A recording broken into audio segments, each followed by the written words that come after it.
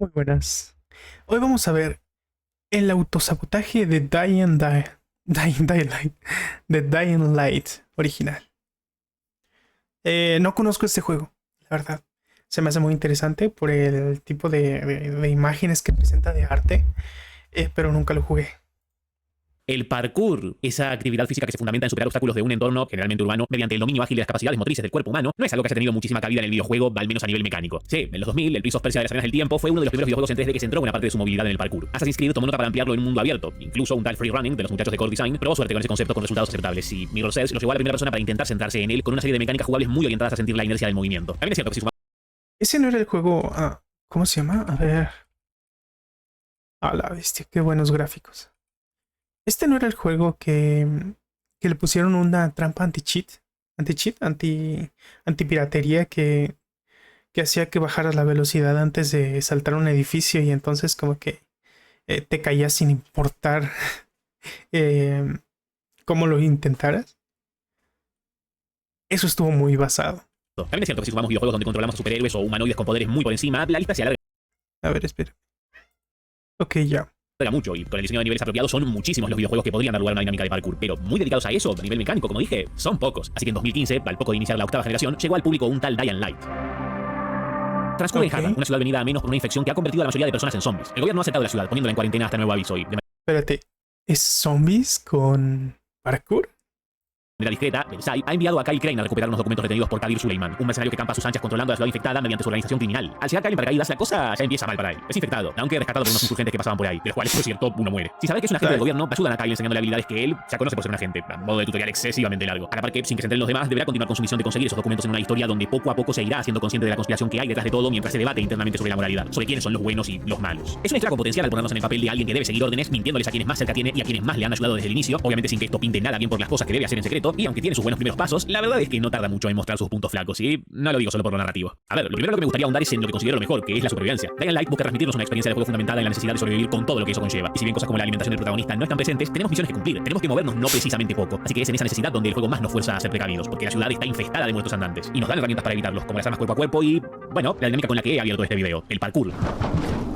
Como empezamos en una especie de favela, ya somos conscientes de todo lo que tenemos a nuestra disposición. Casas altas, casas bajas, inclinaciones de terreno, pasajes anchos, pasajes angostos, puentes, galpones, cúmulos de bolsas de basura sobre las cuales podemos caer para amortiguar y evitar dañarnos o directamente morir, y un sinfín de estructuras que no solo hacen de cada zona más variada visualmente, sino que también influyen en la jugabilidad porque nuestro personaje, aparte de las típicas habilidades de casi cualquier FPS moderno, y por lo tanto, tiene mucho que dar de sí con sus brazos. No es que se pueda agarrar a cualquier cosa, pero esa habilidad de aferrarse a un saliente no es solo con los bordes, sino también con caños, rejas y demás elementos que sobresalen, logrando que nos veamos en la tarea de hacer una lectura del escenario más compleja, en la que tenemos en cuenta más elementos para poder llevar a cabo nuestro recorrido con mayor soltura y cometiendo menos errores, porque si bien muchas de estas cosas abundan, Harran apela a ser verosímil mediante un diseño realista, así que también nos enfrentaremos a zonas no tan propicias al parkour o incluso más inclinadas a otras formas de juego más lentas, sobre todo en la noche, cuando más y peores zombies abundan. Y sí, esto es una de las cosas que define a Dying Light jugablemente, como la abundancia de zombies hace que sea preferible el parkour antes que sencillamente correr por las calles debido a que las bajas alturas es donde más abundan, mientras que estar por encima de ellos es lo que nos dará más seguridad al ser pocos los zombies que trepan. Y sí, si bien a posteriori habrá enfrentamientos contra humanos, de base los enemigos son zombies, que son bastante lentos, los típicos que solo aceleran un poco el paso cuando nos tienen cerca, y esto puede hacer del mundo que presenta Dying Light un poco decepcionante porque parece que nos vamos a enfrentar a un grupete de bichos que apenas saben moverse. Pero esto es más que nada para que nos desplacemos con relativa comodidad y podamos adaptarnos mejor a las mecánicas de parkour. Algo excesivo, pero ahí anda. La cuestión es cuando llegamos a momentos como este, en el que nos enfrentamos por primera vez a zombies rápidos e igual de ágiles que nuestro personaje, incluso más si no sabemos movernos eficientemente, forzándonos a poner en práctica todo lo aprendido, al punto de que Dying Light hasta adquiere características de videojuego de horror. Dado que no nos conviene ser vistos por los zombies rápidos al ser estos tan peligrosos, incluso el sigilo toma lugar, porque tienen un campo de visión hasta generoso, pero como en muchas zonas abundan, sumados a los zombies lentos y al escenario en ocasiones estrecho que en conjunto sí que pueden hacer los peligrosos, todo va sumando para que la experiencia se torne en una de supervivencia en la que tocará optar por correr o incluso esconderse en cloacas, sitios abandonados o donde más nos sirva, porque lógicamente no van a vernos a través de las paredes, así que cualquier curva puede ayudarnos a marcar la diferencia. Y el parkour, por supuesto, toma lugar, porque no es solo saber manejar las mecánicas, sino también ser rápido a la hora de ver el camino más propicio. No tiene ese nivel de Mirror's Edge donde progresivamente sentíamos el aumento de la velocidad o capacidades como correr cortas distancias por las paredes, pero lo que tiene es, algo cosillas que luego comentaré, lo maneja muy bien. En conjunto las mecánicas responden a las habilidades necesarias para superar todos los peligros a los que nos expone esta ciudad venida a menos, porque, repitiendo lo que dije antes, toca ir de un lado a otro para cumplir diferentes misiones, y es acá donde entra el tratamiento que le da al desafío. Sí, tiene radares e indicadores que nos dicen qué hacer, pero no siempre cómo, y creo que es ahí donde más brilla Dying Light jugablemente a la hora de ponernos en situaciones picantes. Quizás nos diga algo tan sencillo como da para allá y activar los generadores, pero no solo cuenta todo el camino, que ya de por sí suma, sino también el propio lugar de destino, que puede ser de acceso más complicado de lo que podría parecer en un comienzo con cosas como que está lleno de zombies a los que tendremos que matar o distraer para cumplir nuestro objetivo, o que donde tenemos que arribar está en un sitio alto y nos corresponde a nosotros observar el escenario y buscar cualquier elemento que nos sirva para impulsarnos o trepar, sin que el juego nos lleve de la mano. Es algo que brilla sobre todo cuando las misiones no se desarrollan en entornos lineales que cortan la libertad del mundo abierto, porque implica que tendremos que lidiar paralelamente con lo que este entorno ya nos impone por su solo estado de decadencia, a lo que se suman cosas como el ciclo de día y noche, y sí, la noche, acá sí que es noche de verdad. Hay horarios en los que literalmente no se ve una mierda fuera de las zonas predeterminadamente iluminadas porque hay una base o lo que fuere, forzándonos a usar la linterna y ser precavidos incluso a la hora de escuchar, porque eso es lo que puede marcar la diferencia y, otra vez, en conjunto, hacernos sentir este apocalipsis como algo inherente de la historia principal y no como algo separado, gracias a detalles como esa misión en la que tenemos que salir de noche a matar un zombie en específico para tomar una muestra de su cuerpo mientras tenemos que lidiar con los imprevistos que puedan surgir a su alrededor, hasta que Hermano, qué buena implementación de la noche. Y nos damos cuenta de que este videojuego también tiene la brillante idea de ponernos en entornos lineales que para nada representan la magia de las dinámicas del juego principal, por si no había bastado con Far Cry 3 y alumnos. Es una cagada que pase esto, porque esas situaciones que tácitamente nos piden poner de nuestra parte para cumplir los objetivos en el mundo abierto no tienen un reemplazo en las misiones cerradas. Son solo entornos lineales donde nos cuasi obligan a luchar contra todos los bichos presentes y para colmo con armas blancas en la primera mitad, ralentizando nuestro avance e incluso alargándolo demasiado porque Dying Light no parece ser consciente de lo que implican unos pocos enemigos. Llevan tiempo, sobre todo al principio, y aunque no dificultan en exceso la cosa, que no tiene nada de malo, no quita que se vuelva redundante muy rápidamente. Sobre todo si no fuimos bien preparados y sí, esto podría parecer que es más culpa del jugador que del propio juego, pero primero, en una primera jugada no difícilmente podemos no saber de antemano qué misiones serán lineales y cuáles no. Y segundo, lo peor, que no hay opción de ¿Esa cosa explotó?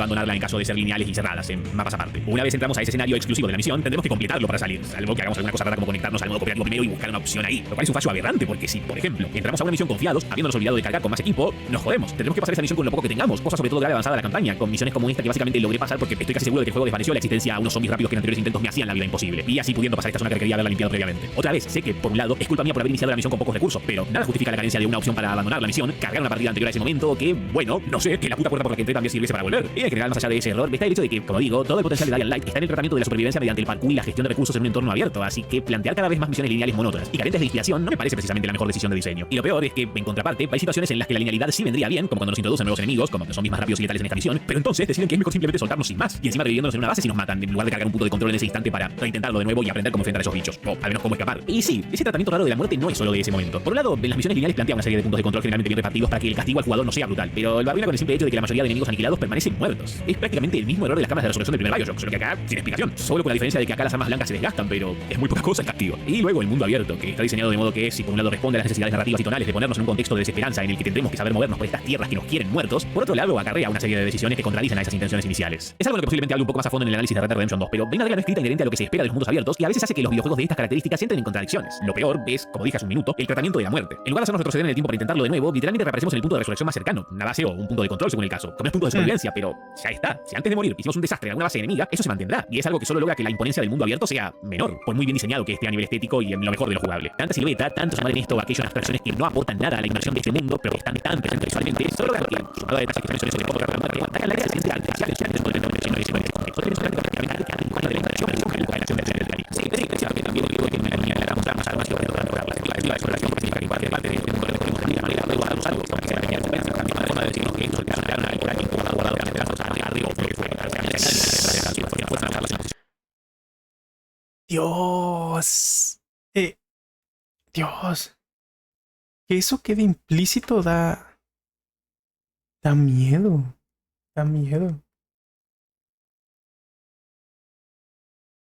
Damn.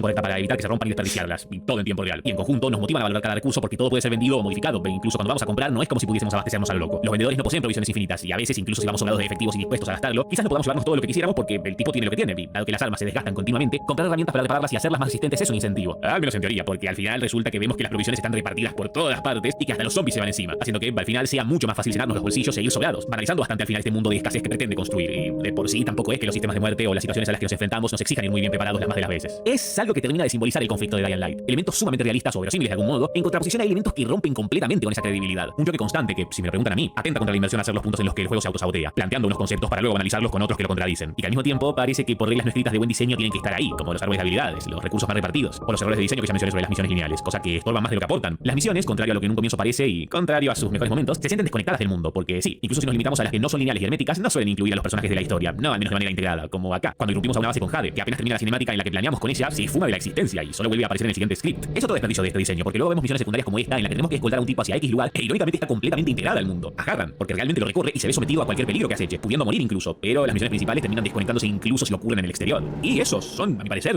A ver, yo creo que en ese caso, a ver, yo no sé cómo fue el desarrollo ni nada, pero yo creo que para ese caso en específico debió haber un problema con la programación de esa NPC, así que por cuestión de quizá falta de tiempo o falta de implementación o simplemente por practicidad prefirieron quitarla como de la jugabilidad como NPC de apoyo, por así decirlo.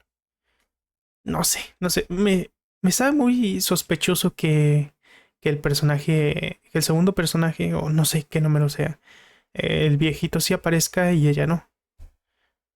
me da la impresión de que simplemente fue por un problema que no la implementaron o que la implementaron ya muy adelantado el juego y ya no lo quisieron o lo implementaron en un punto en el que no iban a poner personajes en el gameplay, o sea, NPCs de ese tipo, ¿sabes?